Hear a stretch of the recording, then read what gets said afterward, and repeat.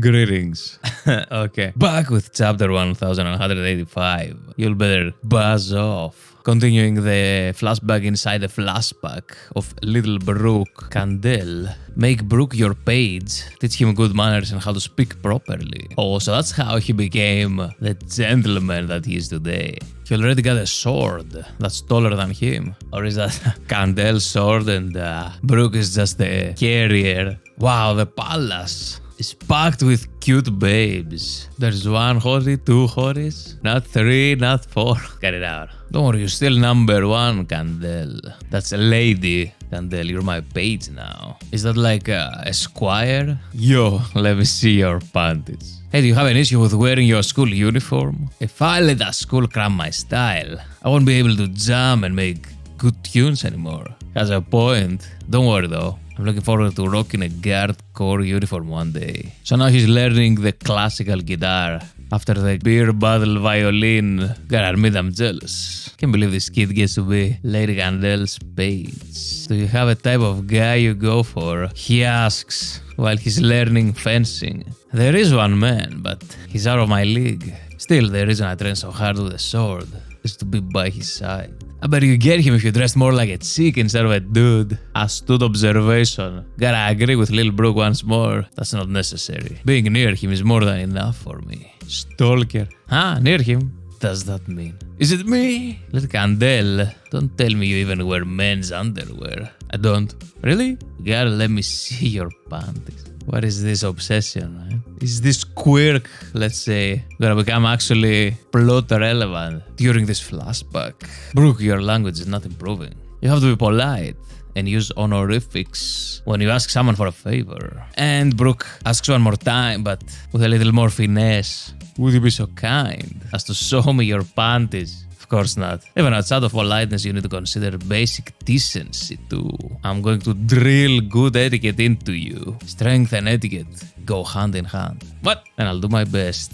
I mean, I shall endeavor to give it my all.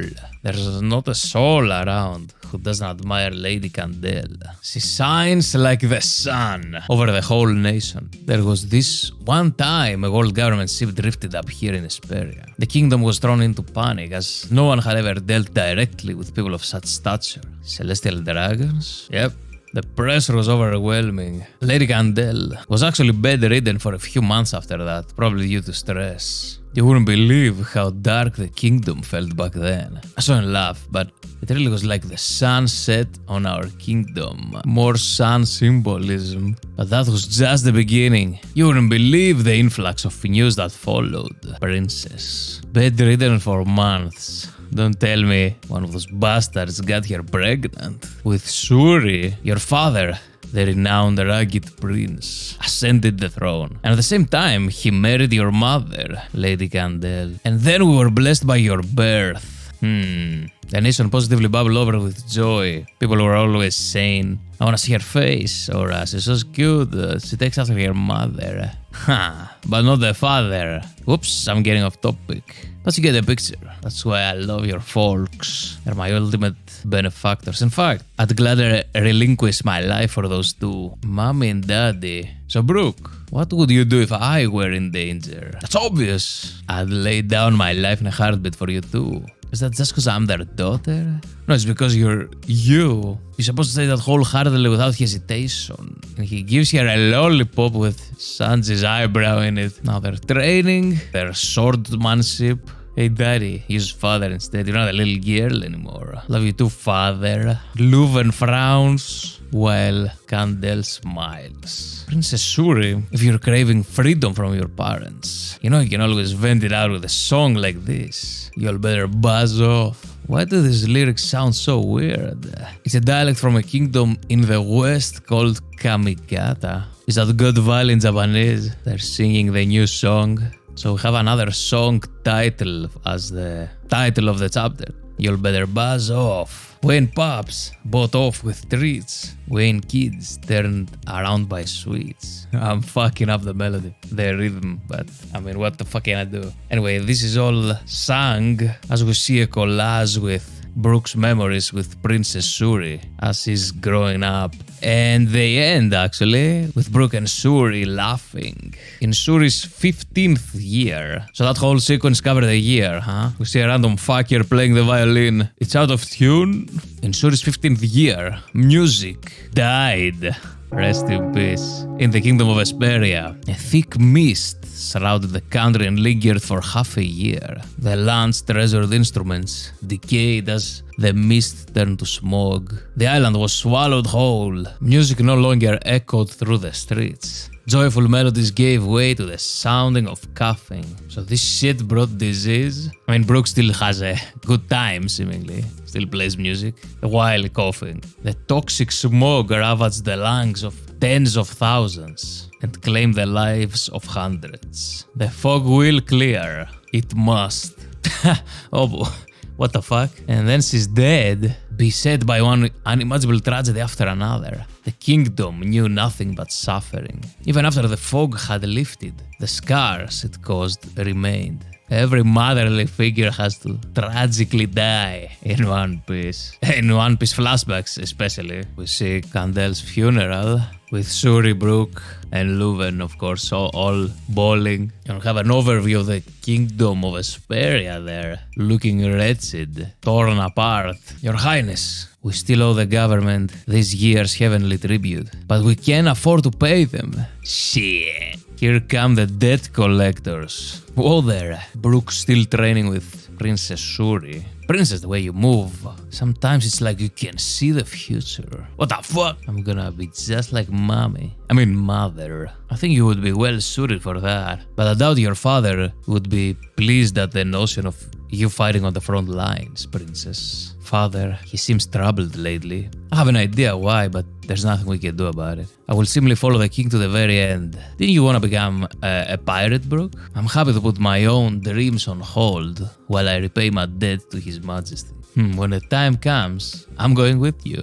King Leuven, looking miserable. The world government is our enemy. This means war. What? Understood. Commander, Your Majesty, I just ask that you tell us your reasoning first. They demanded 1,000 slaves. That is the only way they would waive this year's heavenly tribute. Slavery in the whole land is a fate worse than death. The government's armada will arrive in 2 months. Is our country done for, Commander? Don't all non-member nations turn into lawless zones? Are they really gonna loot us for everything we've got? Apparently, there was once another nation in the West Blue that disappeared too. Everyone is broken, so Brook whips out his guitar. I've heard there's all these tales. Out there the deadly sea wind wails about a land that makes the mighty shake with fear. A land they won't come near. Elbaf? A home for the samurai and them giant folk. A Wano and Elbaf. It exists like all the tales spoke. Like a mean old bee, a sting and they'll flee. They said to consider your views, cause we got nothing left to lose. Wow, that was terrible. Hey, that's right.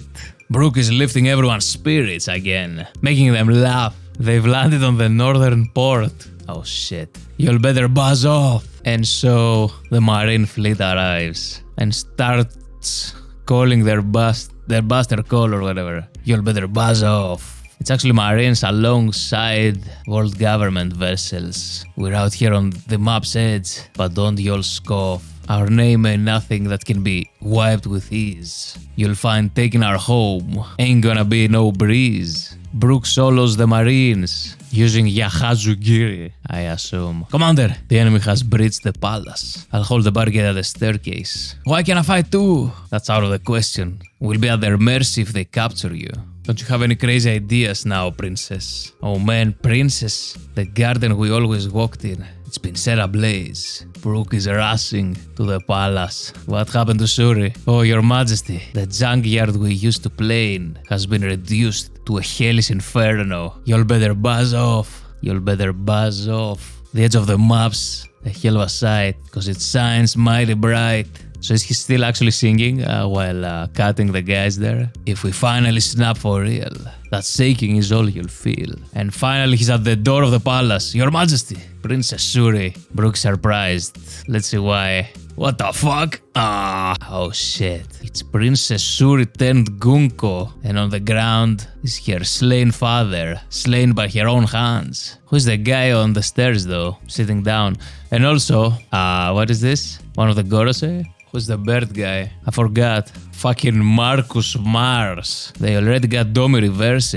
Worried about the war? It's already over, Brook. Brook is stunned. Aren't you happy? What happened here? Break again. But at least this was a long ass chapter. That's what it felt like, at least. But I have a question for Brook. Can you just see that there's something off about Princess Suri there? Like, she has some devilish horns and also some gigantic demon bat wings. She looks like a fucking succubus. Isn't that obvious? Isn't that visible? Can you just see this shit? Especially now, you still have your eyes, Brook. Same shit with Rocks. After he got Domi reversed in God Valley, everyone from his crew was staring at him and they were like, I don't know, something feels off. Meanwhile, he looked like the devil from Fantasia. You know, Disney movie. I don't know, maybe it's like Haki, where you supposedly can't really see it, but feel it. Alright, time for my second reading. To dive in deeper. We see Lil Brook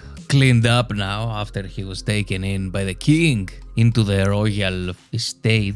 But he only cleaned up, you know, his image. He doesn't have the analogous manners. He asks one of the ladies present to show her undergarments. What the fuck is this though? This character trait thing. Is it just a gag? Because Oda kind of insists on showing it. The random guy who's playing the violin later was the teacher of Brook. Candle reveals that she's smitten in love with the king, but she just wanna be by his side, in proximity, not actually being his wife, because she thinks he's out of her league, I guess. He's a fucking king. But then they got married. It's because one of the celestial dragons impregnated her, and the king, because of his kind nature and shit, decided to join with her in holy matrimony and claim the child as his own and not the bastard of a celestial dragon.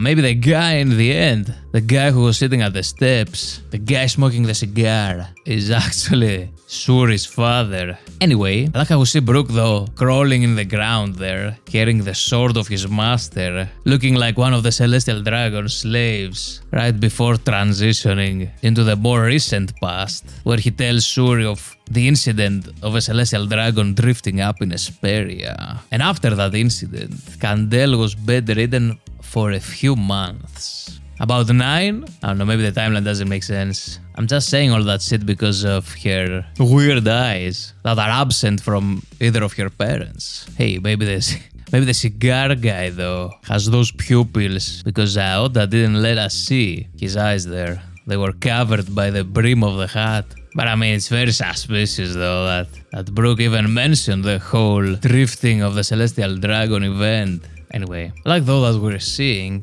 both Brook getting raised and trained, disciplined by Suri's mother, and then in turn he trains her daughter and I guess instills those values, those inherited values to her. Like with the gag that we mentioned earlier about the whole pants situation. Lady Candel scolded him, told him that's inappropriate behavior and shit. And that's what happened with Brook and Sur in the previous chapter, kinda, when she told him about her boobs. And Brook responded with, that's unladylike. But then right after he went and asked to see someone's pants again, so I don't know what the fuck is going on there. Either way, it's pretty cool to see that progression, that continuation of having a mentor, you know, care for you and shit, and then becoming the mentor for their child. Am I making sense?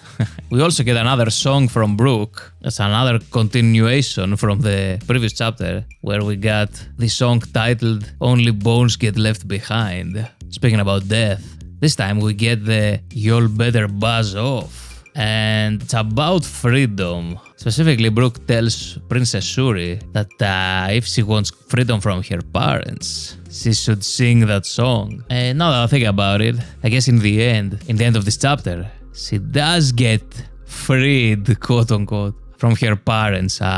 by killing her father while Brook was singing that same song. This is also where Brook reveals that he's speaking in a dialect from a kingdom in the west called Kamigata, which I said maybe it's something like God Valley, because Brook, of course, is a David Jonesian. Let's see. Close. So we're getting that new piece from Brook over the montage of his adventures with Princess Shuri. And then the laughing stops. Actually, the music stops in Shuri's 15th year.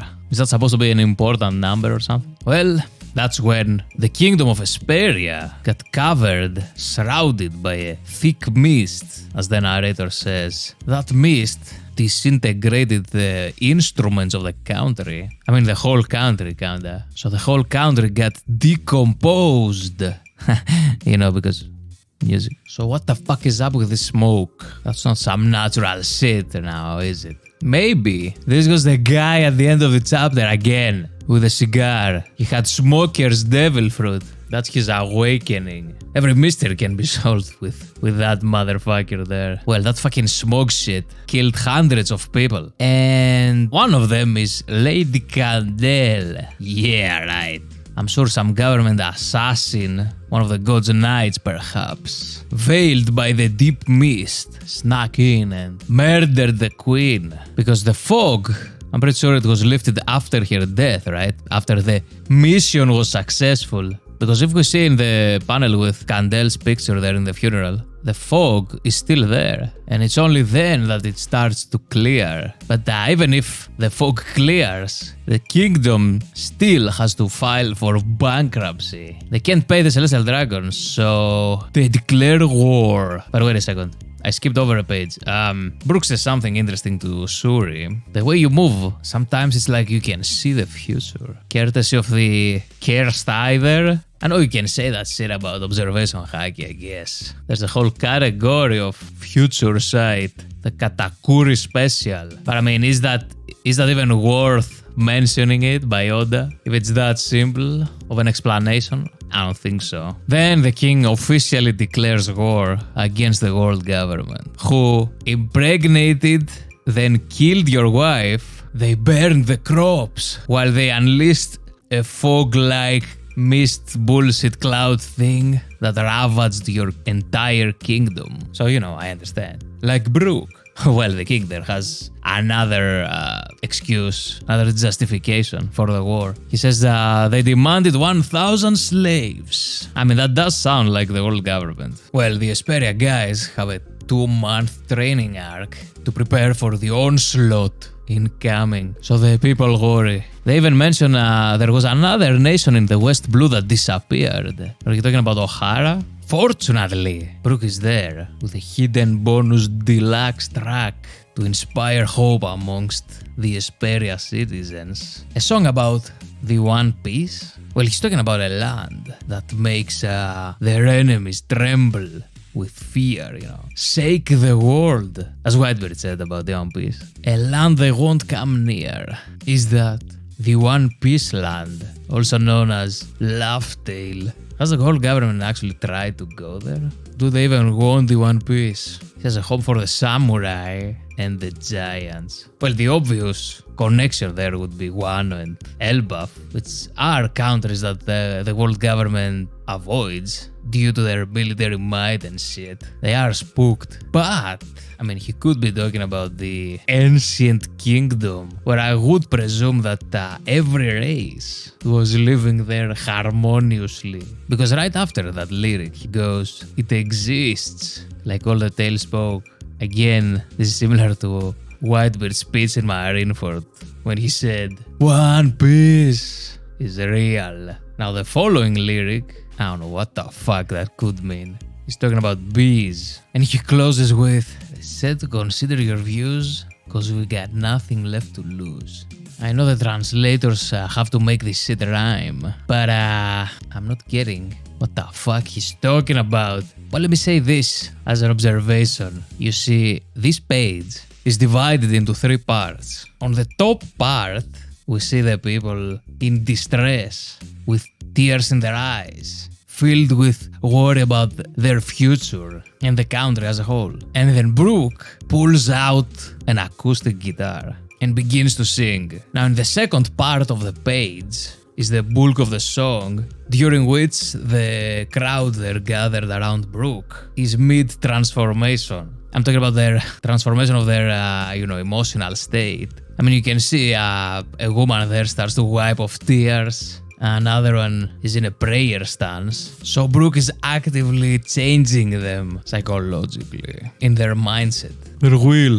I don't know. And interestingly, on that left panel where we see some decaying objects, Oda chose to showcase a guitar and a barrel. So music and alcohol being sake. And finally, on the lower part of the page, we have the finale, the crescendo of that musical performance, which makes everyone burst out in laughter, even if they still have some tears they're dripping down their cheeks. Anyway, I said all that to say, I think that's a concise way from Oda to showcase the role of music in the story, to turn frowns into smiles, crying into laughter, despair into hope, and all that shit, you get me, right? But if Brook's song has a double meaning, a subliminal message, like those songs that when you play them backwards, they praise the devil, something like that. Anyway, if there is a second meaning, and it's about One Piece, then it adds credence to the theory of it being a song. Also have an extra theory about the world of One Piece physically changing after the treasure is found and used, changed geologically somehow to reveal the shape of a smile. The world will laugh because now it's crying or something. And that's the whole turn the world upside down bullshit. You gotta make the frown into a smile. Alright, let's finish this. I'm getting fucking brain cramps. I don't know how much of a role the song played at the end of the day because things went to shit real quick. I mean, Brook is doing his part, cutting marines and government soldiers while humming. Is that the same song from before? The Y'all Better Buzz Off song. Is that the same song that's allegedly talking about the One Piece? Because if that's the case, it would make sense to say that the island is on the map's edge as the final island of the Grand Line. And the thing about their name that cannot be erased. That's like saying you can kill. How did Whitebeard say that shit in Marineford again? Something about you may try to kill them, but their flames will live on. Pretty sure he was talking about the Will of D. Again, I'm saying if this is a double meaning, right? Brook is making his way to the palace, but before he enters, we have another lyric that says, the edge of the map shines mighty bright. Not sure about that, but at some point, we have to make a connection with the sun, right? Because of the main figure from the ancient kingdom lore, Joy Boy / sun god Nika. And right after that, Brook goes, if we snap for real, the shaking is all you feel.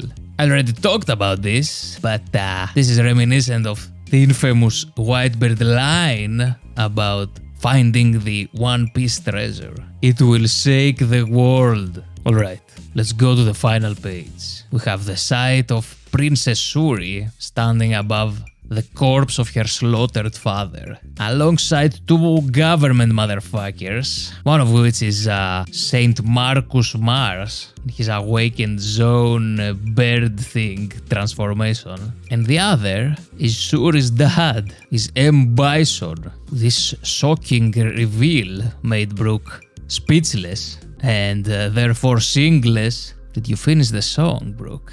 But the silence is broken by Shuri, who says, worried about the war? It's already over. Aren't you happy? Isn't that what Dr. Kurek asked? Well, Brook is too astounded to answer. We'll have to wait 2 weeks for his response. Because of the break, of course. In the meantime, I have to make a fucking theory at some point. I'm saying it now. I will make a grand theory to find what the fuck the One Piece is. Easy. By the way, how's Brook getting out of this? It's a 1v3, and I'm pretty sure every one of them is above his league. Maybe he will use that suspiciously placed piano in the back. Maybe the key is playing the keys. Maybe he will defeat them through the power of a virtuoso perfect performance of a Baroque sonata in C minor. Till next time.